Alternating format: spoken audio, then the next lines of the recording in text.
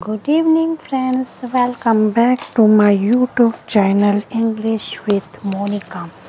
मैंने इवनिंग में टेंस की सीरीज़ शुरू की है। इसी में मैंने कल आपको प्रेजेंट इंडेफिनिट टेंस के बारे में बताया था।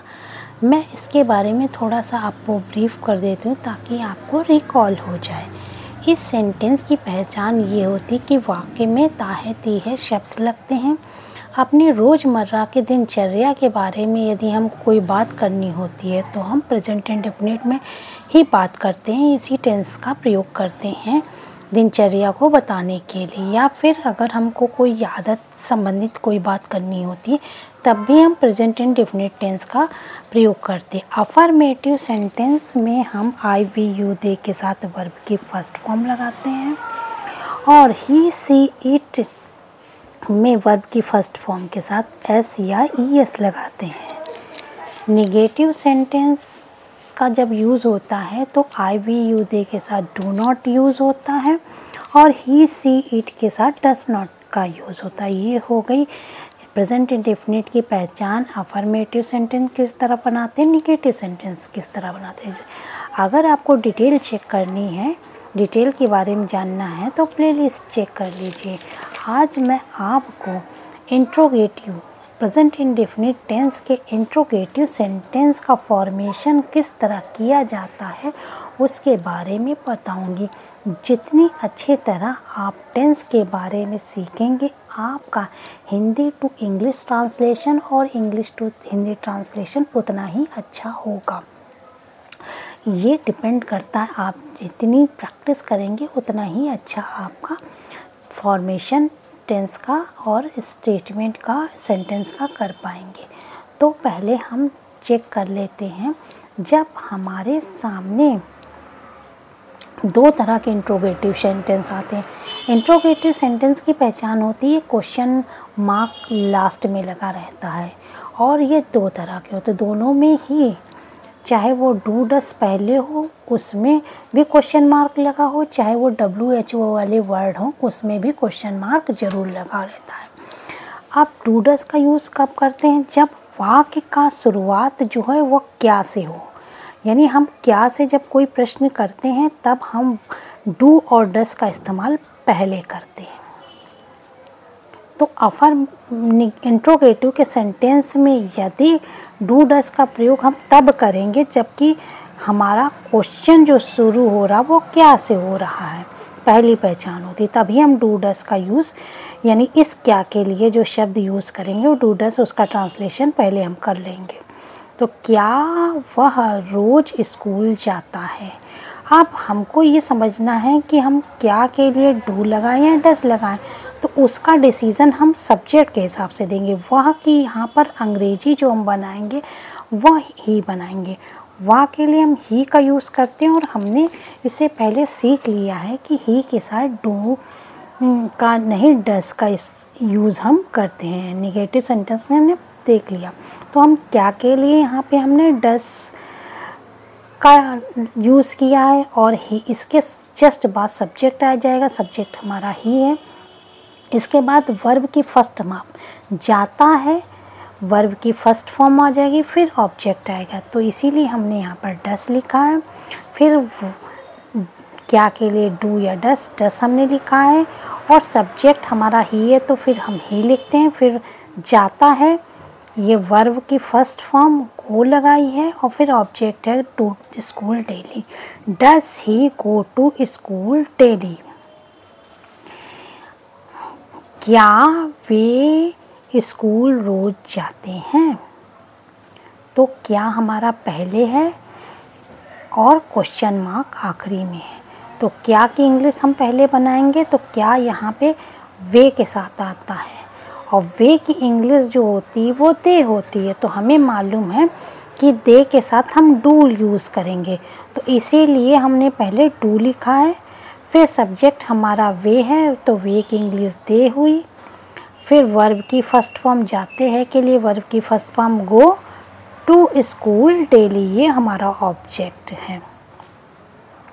अब अगर नॉट नहीं लगता है तब क्या तुम स्कूल रोज़ नहीं जाते हो? तो हम पहले डू या डस लगाएंगे सब्जेक्ट के हिसाब से। सब्जेक्ट हमारा तुम है, यू के साथ हमने सीखा है कि हम डू का यूज़ करते हैं, तो हम डू की अंग्रेजी पहले बनाएंगे। तो क्या कि इंग्लिश हमने डू बनाई, फिर तुम के लिए यू लिखा, फिर सब्जेक्ट के जस्ट बाद अगर कोई निगेटिव सेंटेंस होता है, इंट्रोगेटिव में अगर कोई निगेटिव यानी नॉट लगा होता है, तो हम सबसे पहले डू डस की इंग्लिश बनाते हैं, फिर यू की इंग्लिश बनाते हैं, और इसके बाद सब्जेक्ट के तुरंत बाद नॉट लगा देते हैं, फिर वर्ब की फर्स्ट फॉर्म, फिर ऑब्जेक्ट। तो do you not go to school daily. ये तो हो गई जब क्या पहले लगा, तब हम सेंटेंस का फॉर्मेशन किस तरह करेंगे। डू डस पहले लगाएंगे, फिर सब्जेक्ट लगाएंगे, फिर वर्ब की फर्स्ट फॉर्म लगाएंगे, फिर ऑब्जेक्ट लगाएंगे। यदि नॉट है अफर्मेटिव डू डस वाले में, अगर नॉट है तो पहले हम डू लगाएंगे या फिर डस लगाएंगे सब्जेक्ट के हिसाब से, फिर सब्जेक्ट लगाएंगे, फिर नॉट लगाएंगे, फिर वर्ब की फर्स्ट फॉर्म लगाएंगे, फिर ऑब्जेक्ट लगाएंगे। अब हम इस कुछ सेंटेंस के थ्रू हम इसको थोड़ा सा प्रैक्टिस कर लेते हैं। क्या तुम खाना खाते हो? अब चूँकि क्या पहले लगा तो हम पहले डू या डस लगाएंगे। तो डू लगाएंगे या डस लगाएंगे, इसको देखने से पहले हमको ये देखना पड़ेगा कि हमारा सब्जेक्ट क्या है। सब्जेक्ट हमारा है तुम, और तुम की इंग्लिश होती है यू, तो और यू के साथ लगता है डू, तो हम पहले डू लगाएंगे। जैसा कि मैंने बताया था कि डू डस पहले लगेगा, इसके बाद सब्जेक्ट लगेगा। सब्जेक्ट हमारा है यू, और खाना खाते हो कि इंग्लिश होती है ईट, वर्ब की फर्स्ट फॉर्म लगेगी ईट द फूड, फिर इसके बाद ऑब्जेक्ट लगेगा, फिर क्वेश्चन मार्क लगेगा। अब इसी के साथ अगर अफर्मेटिव में निगेटिव सेंटेंस हो गया, यानी क्या की इंग्लिश पहले लगाएंगे, फिर हम सब्जेक्ट लगाएंगे, क्या की इंग्लिश लिखेंगे डू या डस, फिर सब्जेक्ट लगाएंगे, सब्जेक्ट हमारा यू है, फिर यू के जस्ट बाद सब्जेक्ट के बाद जस्ट बाद हम नॉट लगा देंगे, फिर ऑब्जेक्ट लगाएंगे। तो अब हमको क्या की इंग्लिश क्या लिखनी है, डू लिखनी है कि डस, ये हमारा सब्जेक्ट तय करेगा। सब्जेक्ट हमारा है तुम, और हमें मालूम है कि तुम के साथ आई वी यू दे यानी यू के साथ डू लगता है, तो हम क्या के लिए डू यूज़ करेंगे।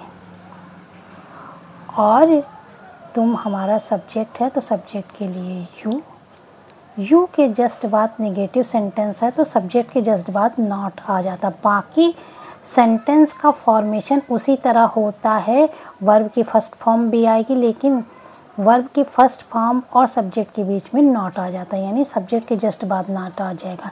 Do you not eat, verb की फर्स्ट फॉर्म, द फूड, फिर क्वेश्चन मार्क। ये आपकी प्रैक्टिस पर निर्भर होगा। अब ये चारों सेंटेंस आप नोट कर लीजिए, इसकी इंग्लिश का फॉर्मेशन करके मुझे कमेंट्स में बताइएगा। क्या वे घूमने जाते हैं? क्या वे बाजार जाते हैं? क्या तुम रोज़ अंग्रेजी पढ़ते हो? क्या तुम रोज़ अंग्रेजी नहीं पढ़ते हो? इन 4 सेंटेंस की फॉर्मेशन करके मुझे कमेंट्स में भेजिएगा, फिर मैं आपके कमेंट्स को चेक करूँगी ताकि आपने कितना सीखा इसका फॉर्मेशन सही हो पाएगा। Thank you for watching my video. अगर आपको वीडियो पसंद आए तो लाइक ज़रूर कीजिए, चैनल को सब्सक्राइब ज़रूर कीजिए और मेरी वीडियो को शेयर ज़रूर कीजिए। Thank you for watching my video.